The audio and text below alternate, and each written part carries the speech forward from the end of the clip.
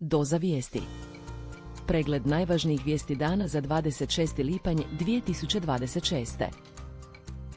Venezuela. Preko 50.000 nestalih nakon dvostrukog potresa. U Venezueli je više od 50.000 ljudi nestalo nakon dva snažna potresa koja su pogodila zemlju. Potraga za preživjelima ispod ruševina nastavlja se u petak, 2 dana nakon katastrofe. Situaciju dodatno otežava dugogodišnja ekonomska i politička kriza u zemlji, a stanovnici javljaju o nedostatku organizirane pomoći na terenu. Broj poginulih prema službenim podacima iznosi najmanje 235. Venezuela. Potresi usmrtili 589 osoba, 3000 ozlijeđeno, uvedena vojna uprava. Dva snažna potresa magnitude 7,2 i 7,5 pogodila su Venezuelu u srijedu, uzrokujući smrt 589 ljudi i ozljeđivanje gotovo 3000 osoba. Privremena predsjednica Delcy Rodriguez objavila je u petak da je uvedena vojna uprava u saveznoj državi La Guara, najteže pogođenom području. Potresi su uzrokovali urušavanje zgrada, uključujući objekte na međunarodnoj zračnoj luci Miuetija, koja je zatvorena.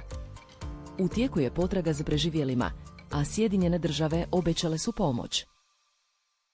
Ruske snage na domak Kostiantinivke. Analitičari umanjuju strateški značaj.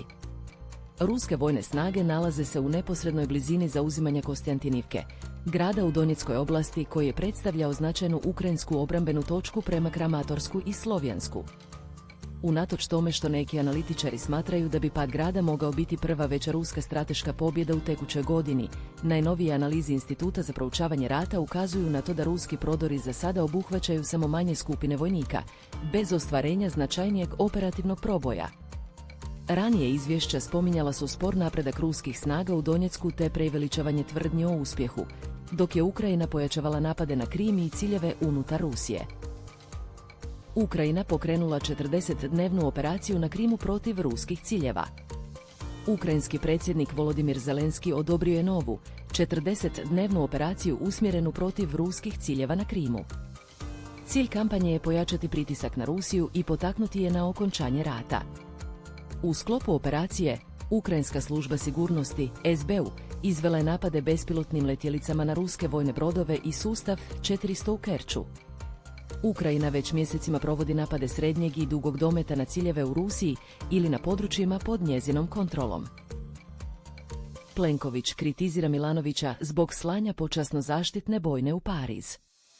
Premijer Andrej Plenković kritizirao je predsjednika Zorana Milanovića zbog najave da bi mogao zabraniti odlazak počasno-zaštitne bojne na vojni mimohod u Pariz.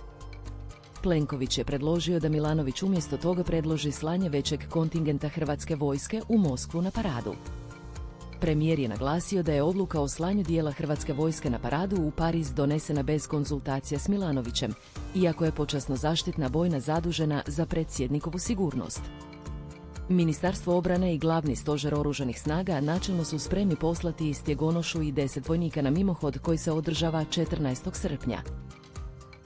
5 europskih sila postiglo dogovor o Iranu. Trump bi mogao biti zadovoljan. Postignut je dogovor između 5 europskih zemalja vezan za Iran, što bi moglo zadovoljiti Donalda Trumpa, ali ne i Vladimira Putina. Američki državni tajnik Marco Rubio lobira u zemljama zaljeva kako bi ih uvjerio u sporazum s Iranom koji neće ići na njihovu štetu, unatoč nepoznanicama oko samog sporazuma. Dalić sprema iznenađenje za utakmicu protiv Gane. Izbornik hrvatske nogometne reprezentacije Zlatko Dalić navodno priprema značajne promjene u sastavu za nadolazeću utakmicu protiv Gane. Cilj je osigurati nastavak natjecanja na svjetskom prvenstvu. Utakmica se igra u subotu u 23 sata. Mercedes i Volkswagen najavljuju drastične mjere štednje i restrukturiranja. Njemački automobilski divovi Mercedes-Benz i Volkswagen najavili su opsežne planove za smanjenje troškova i restrukturiranje poslovanja.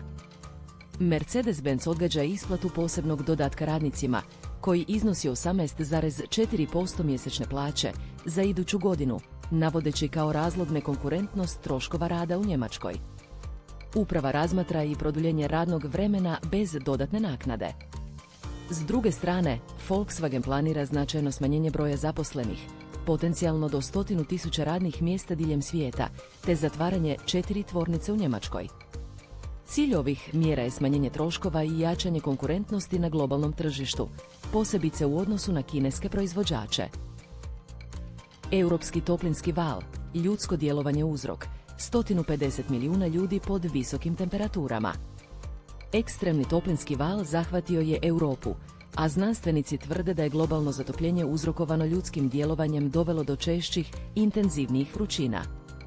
Najmanje 150 milijuna ljudi diljem kontinenta, uključujući Njemačku i Francusku, suočava se s temperaturama višim od 35 stupnjeva Celzija. U Francuskoj je više od 50 milijuna ljudi pogođeno ovim vrućinama, dok je u Njemačkoj taj broj dosegao 18 milijuna. Toplinski val uzrokuje probleme s opskrbom električnom energijom, a zabilježeni su i smrtni slučajevi, uključujući 2 djece u Francuskoj. U Velikoj Britaniji na snazi su crvena upozorenja zbog ekstremnih vrućina. Hrvatska pod udarom ekstremnih temperatura. DHMZ izdaje upozorenja, savjeti za rashlađivanje. Državni hidrometeorološki zavod, DHMZ, izdao je upozorenja zbog toplinskog vala koji je zahvatio Hrvatsku, s crvenim i žutim meteoalarmima na snazi.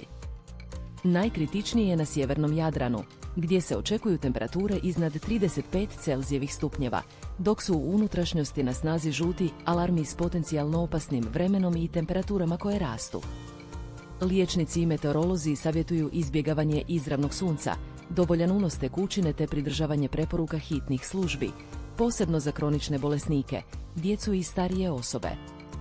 Preporučuje se zamračivanje prostorija, umjereno korištenje klima uređaja, izbjegavanje alkohola i kave te konzumacija lagane hrane. Hvala na gledanju. Pretplati se za dnevnu dozu vijesti i posjeti Doza News.